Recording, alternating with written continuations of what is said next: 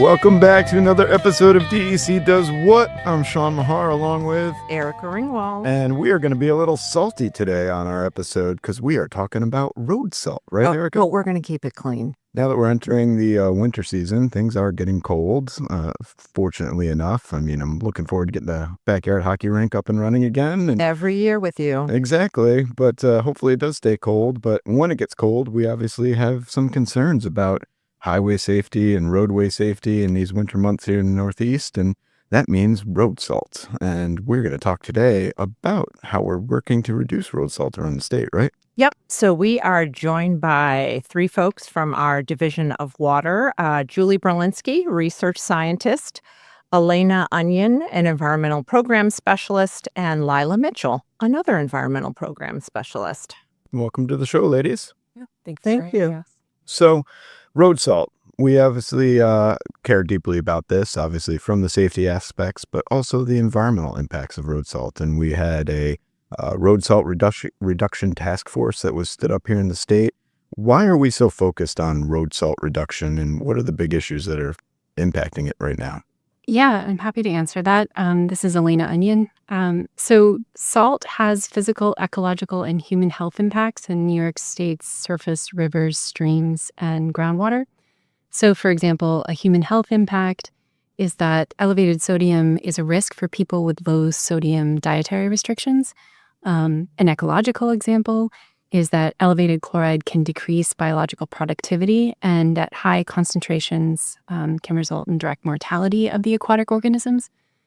And then a physical example is that elevated salt concentrations affect how waters mix, which can have consequences for fish health and increased nutrient loading, particularly in our ponded waters, our lakes.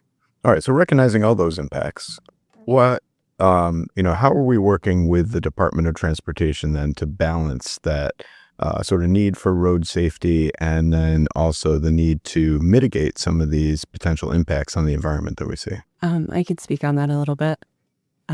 We've been working with the Department of Transportation, specifically kind of started working together on this in the Adirondack Road Salt Task Force. So we were coordinating with one another to come up with recommendations for road salt reduction. So they've been working a lot on pilot programs, things like that. So we've been working on some of the recommendations from that report together. Because I think it was recognized from the start that, yes, this has, as I mentioned, the human health, ecological, and physical impacts, but we also definitely have a priority for health and human safety of the drivers on the road. And I think everyone recognizes that balance that we have to meet. So why do we start in the Adirondacks? Yeah, so I think the Adirondacks were really ahead of the curve to begin with in terms of road salt reduction.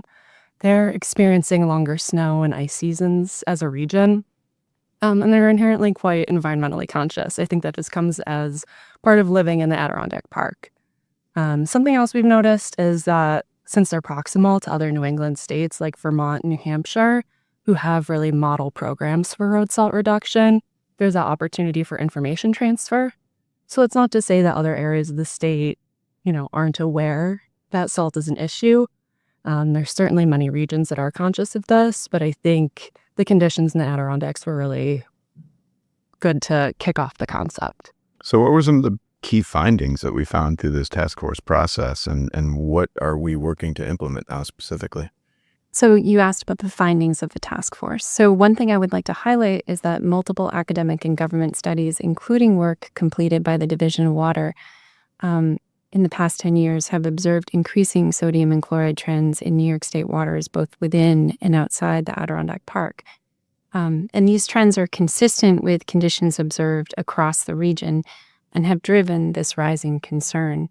Yes, so we collaborated with our colleagues in the Department of Health to synthesize the data that we have in understanding the impacts that we're seeing in New York State. And one point that I think is really important to highlight is that we are seeing these rising conditions in the Adirondacks, but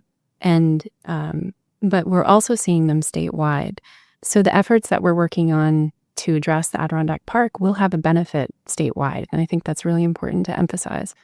Another important point to emphasize about our current conditions regarding road salt is that although we do see increasing trends, concentrations are generally well below thresholds of concern. And so the percentage of lakes and streams and ponds and groundwater that are affected by road salt are in the single-digit percentiles in the Adirondack part. And in fact, the frequency of those exceedances are even fewer in the Adirondack part compared to the rest of the state.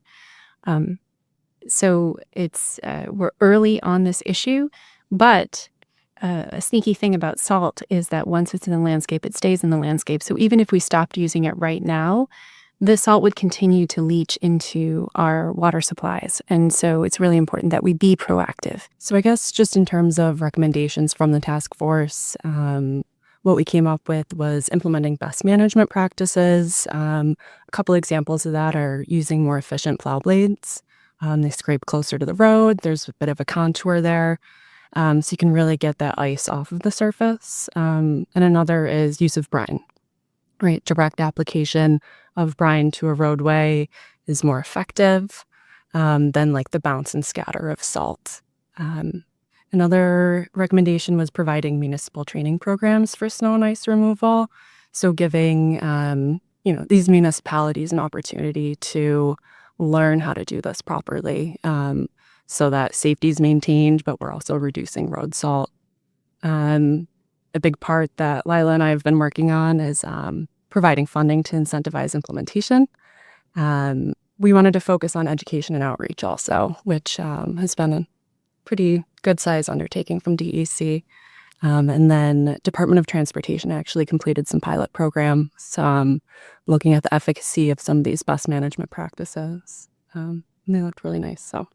So putting our money where our mouth is and really helping to finance and drive the changes that we need to see in these practices across the state, which is great. So I know we've got a campaign underway, Don't Be Salty New York. Can you talk to me a little bit about that? Yeah, so we're really excited about our outreach campaign for the salt reduction. Watch for DEC's campaign called Don't Be Salty New York, Use Less Rock Salt, Protect Our Water, that will be launched later this month. We already have a DEC webpage about reducing rock salt use, but we will be also releasing 1 or 2 videos and informational fact sheets for homeowners, businesses, and municipalities. We also want to increase people's awareness about these new practices that Julie was just talking about, that the technologies for highway departments, because try to encourage them and support them if they're looking to purchase some of these new technologies, or maybe bring to their attention that, hey, there is funding available, those kind of things. So we are trying to get people more aware of what's going on and how they can reduce road salt. So what are some of the practices that we are encouraging the public homeowners to do? So what they can do is exactly that, just reduce, use less, but do it in an effective way. If folks know a storm is coming, if the forecast is pretty accurate, they can apply the rock salt before the storm, not after. So it's already applied. But if you don't get that chance to prepare before the storm, you should shovel first. Get up what you can. Do that first, and then you might be able to put down less salt because you've already gotten a lot of it up. And then consider the amount actually needed to melt the ice. So here's a guideline for folks to use. A 12-ounce coffee mug should be enough to salt for a 20-foot driveway or 10 sidewalks square, so about 250 square feet. And then also consider the temperature, because rock salt is most effective at 15 degrees Fahrenheit or above. In no way are we suggesting that people not salt and use it. We want folks to be safe. It does work. But the correct amounts and the appropriate use will maximize the effectiveness and minimize environmental impacts from the overuse. And then, of course, beyond their own backyards, again, as I just said, people might encourage their own local officials and highway departments to also look into some of the new technologies and practices that will help reduce the amount of salt needed to make roads safe for driving. The awards for the Water Quality Improvement Project program were just announced, and $15 million was awarded to implement proper salt storage and road salt reduction best management practices. Yeah, so we recently announced our awards for our grant programs for the Water Quality Improvement Project program, known as WQIP here. And this funded best management practices like more efficient plow blades, sometimes called segmented blades or live edge plows. And these scrape really close to the road surface, getting a lot of that ice and everything out of the way, regardless of salt usage. Another thing that we've been recommending is the use of brine. So our grant program actually funded brine making equipment, brine storage tanks, truck-mounted brine applicators. And brine is really excellent at, reducing ice on the roadway, reducing snow on the roadway.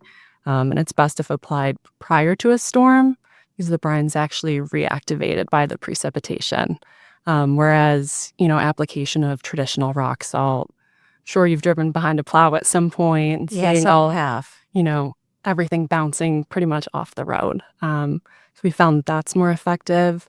We've also been funding equipment to track the application of these materials. It's good to get an idea of how much of a de-icer you're putting on the road. What are the weather conditions? What is the temperature of the roadway? And a lot of these public works, highway departments are, looking at those things and taking all of that into account, which is great. I have to say that ever since I got involved in this project and I see brine being applied on the road in a town that I'm driving through, I'm super excited for that town. Yeah. I bet. So I have to ask, though, when we're coordinating with DOT and the transportation colleagues of the world, do they let you go in the plow trucks, and are you driving around with them to really see firsthand what it's like on the road? Sure loves the field trip. And it's my boyhood dream to be up there driving around and seeing this live and in person. But do they allow you to come on the trucks with you? I haven't asked. No. That's a great. Yeah, we had to ask. Yeah, we've worked with them pretty closely on these grants, so maybe they owe us. Well, if you go, sign me up, because that's been my boyhood dream to hang out in the plow truck. So bringing it back to the personal level and a homeowner. So I'm a homeowner. I go into my local hardware store, and there are all these sorts of products out there, from rock salt and sodium chloride to calcium chloride. Are they all generally the same? Does one have a greater impact over another from a runoff issue that we're concerned about? Or sort of what are the different products out there, and how do we work to minimize all those impacts? So I think for a homeowner perspective, there are so many different types of de-icers out there, each having their own pros and cons. Sometimes it's the temperature it should be applied at. Some are better, at colder temperatures. I think in terms of what we're recommending folks, we're not asking, you don't have to spend a ton of money on a new de-icer or making your own brine or something like that. As Leila said, it's just as simple as using less. So that's what we've been recommending. But certainly if people are willing, to look into the potential impacts, it's always worth considering. There's pros and cons to everything. This is addressed in the Road Salt Task Force report. It's a good idea to understand those alternatives, but at the same time, I have elderly parents, and so, of course, safety is the number one concern that we all are. Absolutely. So when it comes to monitoring for salt in the environment, where are we looking for it? How do we monitor for it? And when we find it, what are we doing? That's a great question. So we have well-established long-term monitoring programs for lakes and ponds, rivers and streams, and groundwater. So this is beside the Road Salt Task Force. It's a fundamental programs of the New York State Department of Environmental Conservation. And one of the things we monitor for are chloride, sodium, and specific conductivity, which are indicators of salinization. So just to be clear, you can impact the salt content in water in ways other than road salt. Agriculture contributes salt, wastewater treatment can contribute salt, and of course, we've already discussed personal property use can impact the salt concentrations. And so in our long-term monitoring programs, we have we're looking at the chlorides and the sodiums and the conductivity, and we've been doing so for the duration of the program. So our oldest program is in rivers and streams. Second to that is lakes, and then groundwater is a young 20-year program. But all of these have been tracking conditions statewide so that we can generally understand conditions that we have in New York State, which contextualizes the results that we see in an individual water body. So when you find salt in the environment through this monitoring, obviously there are naturally occurring salt concentrations that find their way into the environment. How do you determine if it's naturally occurring versus something that may be man-made? That is an excellent question. So I'll give an example in the groundwater monitoring program. We collaborate with scientists at the U.S. Geological Survey, and right now we're actually doing a retrospective analysis of our 20-year groundwater monitoring data set, and we're comparing it to data sets from the surface, like agricultural point sources, the road salt mileage, and seeing which are the factors that are the predominant controls of the salt concentrations in the groundwater in that region. So that report will be really helpful in allowing us to understand what are the controls of the salt concentrations in our groundwater for different regions of the state. And because it is different across the state, we have a variable bedrock geology that influences our salt concentrations. Actually, in the bottom of Cayuga Lake, there are little salt pits that are, have you seen those? They're amazing. They're contributing salt to the bottom water. So there's so many different sources of salt besides our human sources. And it's important to understand all of those as best we can. So I like to brine this time of year too on my holiday. Are you a wet brine or a dry brine? Oh, wet brine. Only. I'm a dry brine, Ooh. 100% dry brine. See, I like a apple cider and a little salt, some aromatics. No need. No need. There's aromatics in there, but no need. Definitely makes the road more tasty when we put it down on brine. So I'm all for salt reduction and don't brine at all. well, natural. All right, that's good. So we talk a lot about using brine. For those among us who haven't used brine on our driveways, can you tell me how you can make brine or what brine is? Well, for now, mostly municipalities and highway departments are using the brine. Homeowners can make it, and we are hoping to maybe put out a recipe on our website Excellent. at some point. DEC a little recipe bit more cards. about it. But generally speaking, brine is a solution of salt and water that is used to treat roads to prevent snow and ice from sticking to the pavement. It can be applied during a storm, but what's great about brine is that it can be applied up to 48 hours before a snow or ice event as a proactive approach to road maintenance. Since it has a lower freezing point than water, it prevents snow and ice from sticking to the road and makes it easier to plow off the snow. So, Elena, you mentioned coordinating volunteers and volunteer monitoring. What is that all about, and how can folks get involved in our work? Sure. So we coordinate volunteers who sample lakes as well as streams. And the lake monitoring program is our oldest volunteer monitoring program from 1986. And lake associations can participate, but our definition of lake association is somewhat flexible. So, for example, this past year, the Rensselaer County Fish and Game Club participated, which was a really exciting partnership because they were concerned about the health of the Wynantskill River. And so they sampled the pond that received that water to understand how their system as a whole was faring. So it really, I'm a huge favor of collecting data for action.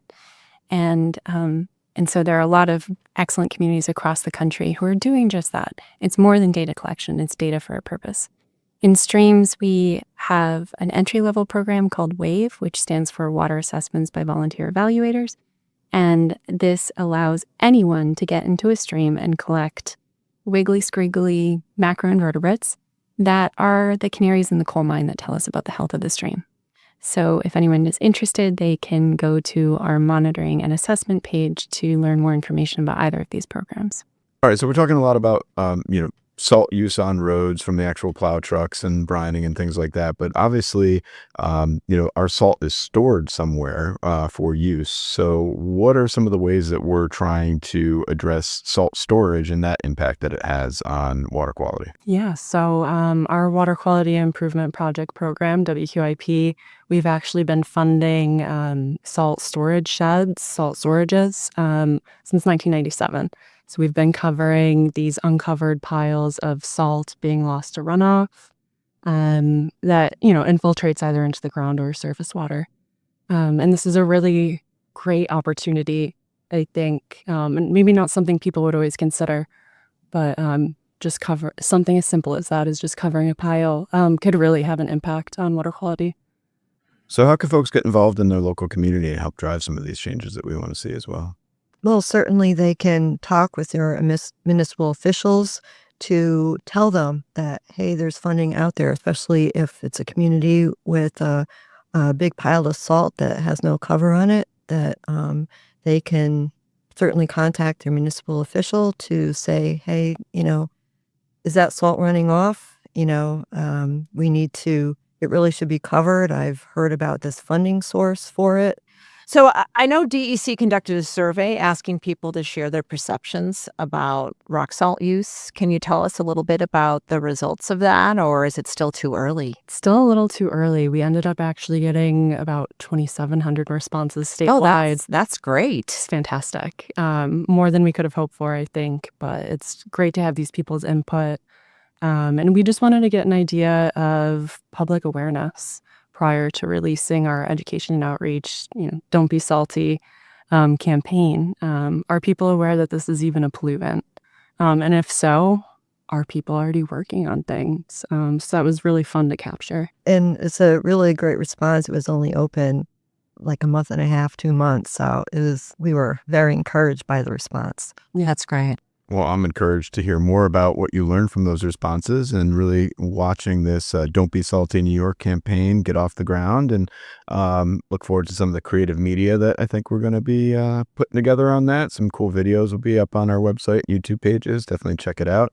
And New York, please don't be salty. So how'd you all get involved in road salt and salt monitoring in the environment? And why did you come to DEC's Division of Water in the first place? Leila, let's start with you. Yeah. Well, I got to DEC I didn't start as a scientist as Julie and Alene did, but I came in, I have a business background in marketing, and I started in the Division of Water as an administrative aide, but then I took some civil service tests and moved over to environmental specialist career track, and started doing outreach and education and working with stakeholders on new programs that the Division of Water was doing. And so I got involved and learned a lot that way. And I say I've become sort of more of a scientist through, osmosis, through just working with all the scientists. So I'm really glad I landed at DEC when I did a long time ago. Yeah. I think the plan was always to end up at DEC. It took a bit of a roundabout way getting there. My educational background is in geography and aquatic ecology, so it always kind of made sense. But I actually started out with the state working for the Department of Agriculture and Markets. I was an assistant horticulture inspector for 4 or 5 years. Took another job with them out here in their Division of Land and Water, and then eventually made the move over to DEC in 2019. So you always wanted to be here. What is sort of the story behind that? Yeah, I think my mother really instilled a lot of outdoorsy type things in my sister and I. We were always tent camping or gardening, just chronically outside. Yep. So I think, seeing now that I ended up in an environmental field, my sister graduated with a degree in aquatic biology. It was a little bit of nature and nurture. We were always interested in it, but I think, we had a nice push in that direction, or we had an opportunity to actually experience that, which was incredible. How about you? Sure. So I have degrees in education and ecology, And my interest was initially was either academia or to be an environmental educator. And I think I've actually ended up at the perfect sweet spot because I coordinate volunteer monitoring for the state of New York. And so I really like this nexus between applied ecology and social science. But how I got involved in the SELT task force is that AJ asked for my support in analyzing the data that was used for the SELT task force. And I do have to tell you that my kids still to this day joke that I should get a cape for being part of the road salt task force.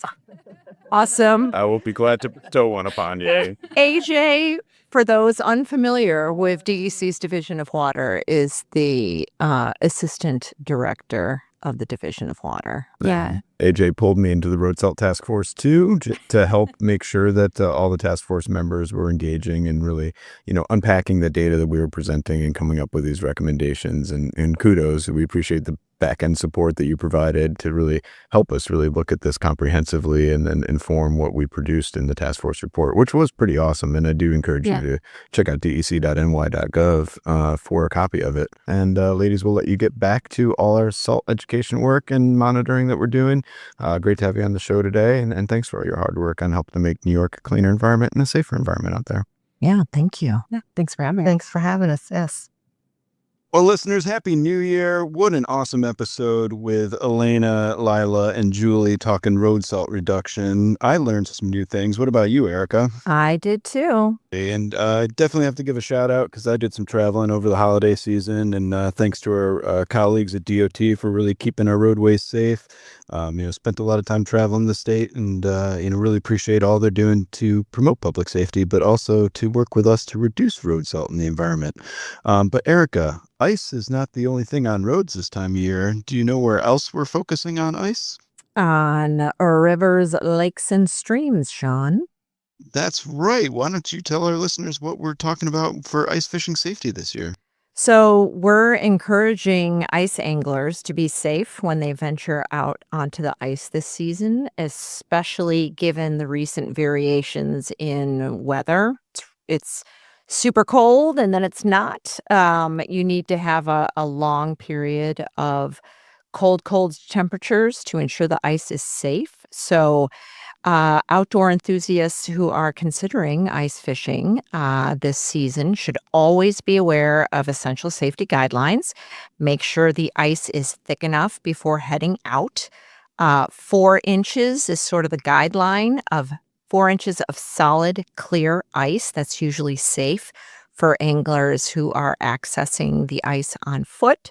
However, be aware, ice thickness can vary between water bodies and even in the same water body. So that really increases the need to be vigilant and ensure ice thickness to be safe.